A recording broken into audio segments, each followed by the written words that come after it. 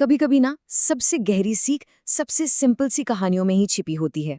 आज हम एक ऐसे ही कार्टून की पड़ताल करेंगे, ये समझने के लिए कि कैसे एक समोसे की छोटी सी चाहत धोखे और हताशा की एक बहुत बड़ी कहानी बन जाती है। तो चलिए इस विश्लेषण में उतरते हैं। कहानी का हीरो है मोटू और उसके जिंदगी की फिलॉसफी बहुत ही सीधी है। उन्हीं के शब्दों में, गर्मा गर्म समोसे के बिना मेरे दिन की शुरुआत ही नहीं होती है। ये सिर्फ एक नाश्ता नहीं है, ये उसकी दुनिया का सेंटर है, उसकी खुशी का सबसे बड़ा सोर्स है। अब देखिए, हर अच्छी कहानी में एक मोड़ आता है, एक संकट, एक ऐसी घटना जो हमारे हीरो की दुनिया को पूरी तरह हिलाकर रख देती है। और मोटू की दुनिया में ये संकट भले ही एक समोसे जितना छोटा लगे, लेकिन इसका असर बहुत बड़ा होने वाला है। तो आखिर ये संकट है क्या? शहर का जो अकेला समोसे वाला था ना, वो चला गया है 1 महीने की छुट्टी पर। अब मोटू के लिए ये कोई छोटी मोटी प्रॉब्लम नहीं है, ये एक आपदा है। उसकी डेली रूटीन, उसकी खुशी का जरिया, सब अचानक से गायब हो गया है। और जब ऐसा होता है तो क्या होता है? पैदा होती है हताशा, एक ऐसी हालत जिसमें इंसान कुछ भी करने को तैयार हो जाता है बिना सोचे समझे। और याद रखिए, यही हताशा मोटू के हर अगले फैसले की वजह बनने वाली है। और बस जब कोई इतना हताश और कमजोर हो तो शिकारी को अपना मौका दिख ही जाता है। मोटू की इसी हालत का फायदा उठाने के लिए कहानी में एंट्री होती है जॉन की। वो एक ऐसा सौदा लेकर आता है जो सुनने में तो बहुत ही शानदार है, पर असल में एक शैतानी जाल है। और मोटू अपनी हालत छुपाता नहीं है, वो तो साफ कह देता है, अभी मैं समोसों के लिए कुछ भी कर सकता हूँ। ये एक तरह का कबूलनामा है जो जॉन को ये सिग्नल दे देता है कि मोटू कितना लाचार है और किसी भी शर्त के लिए तैयार है। तो जॉन का ऑफर क्या था? बहुत सिंपल। स्टेप 1, मेरे कुछ काम कर दो। स्टेप 2, जितने चाहे उतने समोसे खाओ।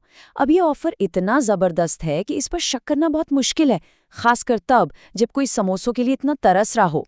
लेकिन हर कहानी में एक समझदार दोस्त होता है ना?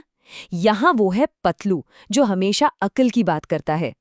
वो चेतावनी देता है, हमें बिना सोचे समझे कोई भी फैसला नहीं लेना चाहिए। ये एक बहुत कीमती सलाह है जिसे मोटू की हताशा पूरी तरह से अनसुना कर देती है। और बस यहीं से शुरू होता है उस सौदे का असली खेल। वो 3 काम जो मोटू को अपने सपनों के समोसों के लिए करने हैं। ये सिर्फ काम नहीं है, ये शोषण की सीढ़ियां हैं, एक के बाद एक। तो जॉन ने उसे 3 काम दिए। पहला, एक भारी भरकम खाने का ठेला हटाना। दूसरा, एक छोटा सा पत्थर अपनी जगह से हटाना। और तीसरा, एक सुंदर सी पेंटिंग बनाना। सुनने में तो ठीक ठाक ही लग रहे हैं, है ना? पर असलियत कुछ और ही थी। पहला काम उसकी हिम्मत और ताकत का एक क्रूर इम्तिहान था। अब सोचिए, एक विशाल ठेला, मोटू किसी तरह जैसे तैसे उसे धकेल तो देता है, लेकिन इस सब में उसकी पूरी की पूरी एनर्जी खत्म हो जाती है। अब आता है दूसरा काम, और यहीं पर जॉन का असली चेहरा सामने आता है। उसने क्या कहा था? एक छोटा सा पत्थर। और हकीकत क्या थी? अरे वो तो एक पूरी की पूरी विशाल चट्टान थी। मतलब धोखा बिल्कुल साफ साफ आंखों के सामने। और अगर लगा कि इससे बुरा नहीं हो सकता, तो आया तीसरा काम। ये तो मतलब थोटे की हद थी। मोटू को एक पेंटिंग बनाने को कहा गया, और जैसे ही वो उसे पूरा करता है, जॉन क्या करता है? जानबूझकर उस पर कीचड़ फेंक देता है और कहता है, चलो अब इसे दोबारा बनाओ। ये सिर्फ काम करवाना नहीं था, ये तो बेइज्जती करना था। तो इतनी मेहनत, इतनी बेइज्जती, सब कुछ सहने के बाद आखिर में वो घड़ी आती है, इनाम का वक्त। मोटू को अब लग रहा है कि उसे उसका हक मिलेगा, पेट भर के समोसे मिलेंगे। और उसे इनाम में क्या मिलता है? सिर्फ एक समोसा। जी हाँ, सही सुना। उन 3 नामुमकिन कामों के बदले सिर्फ और सिर्फ एक समोसा।